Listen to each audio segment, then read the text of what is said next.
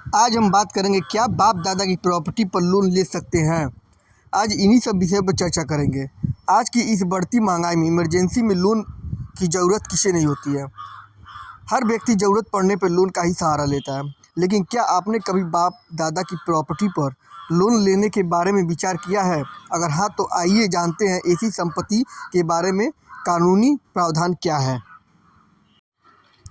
जानिए क्या है पैतृक संपत्ति के प्रावधान।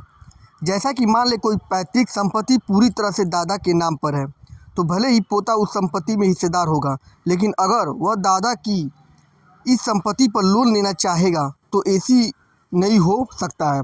संपत्ति के बदले लोन लेने का अधिकार सिर्फ संपत्ति में जिसका नाम रजिस्टर्ड है उसको मिलेगा। जब तक संपत्ति का बंटवारा नहीं होता है तब तक यह सिर्फ दादा के नाम पर ही दर्ज होगी, और ऐसे में पोता इस संपत्ति पर लोन लेने का अधिकार नहीं रखता है। लोन लेने के लिए अन्य ऑप्शन क्या है? बैंकिंग मामलों के जानकारों का कहना है कि व्यक्ति के पास पैतृक संपत्ति से लोन लेने के 3 रास्ते खुले हैं। इसमें पहला ऑप्शन है संपत्ति के मालिक को बनाना होगा लोन गारंटर। दादा की प्रॉपर्टी पर लोन लेने के लिए पोते को दादा को लोन का गारंटर बनाना होगा। इसका अर्थ यह है कि उसके लोन के लिए उसके दादा की ओर से बैंक को एक लिखित शपथ पत्र दिया जाएगा। इस लिखित पत्र में लोन की पूरी गारंटी ली जाएगी, और इसके अतिरिक्त शपथ पत्र में मेंशन होगा कि अगर किसी कारणवश पोता लोन चुकाने में असमर्थ रहता है तो ऐसे समय में उसकी राशि के एवज में उतनी ही संपत्ति को बेचकर वसूली की जा सकती है।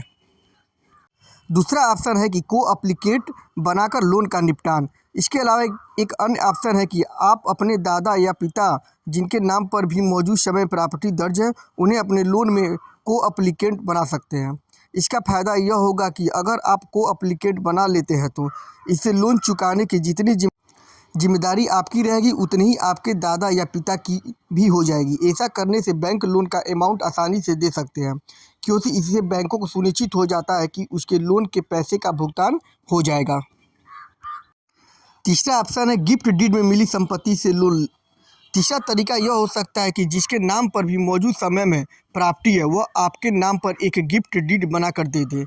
हम आपको समझाते हैं कि जैसे कि आपके दादाजी के नाम पर पैतृक संपत्ति दर्ज है और आपके पिता उनके इकलौते बेटे हैं और आप भी अपने पिता के इकलौते बेटे हैं, तो इस हिसाब से आपके दादाजी 50% संपत्ति का हिस्सा आपके नाम पर गिफ्ट डीड बना सकते हैं, और आप इस गिफ्ट डीड का यूज बैंक से लोन लेने के लिए कर सकते हैं।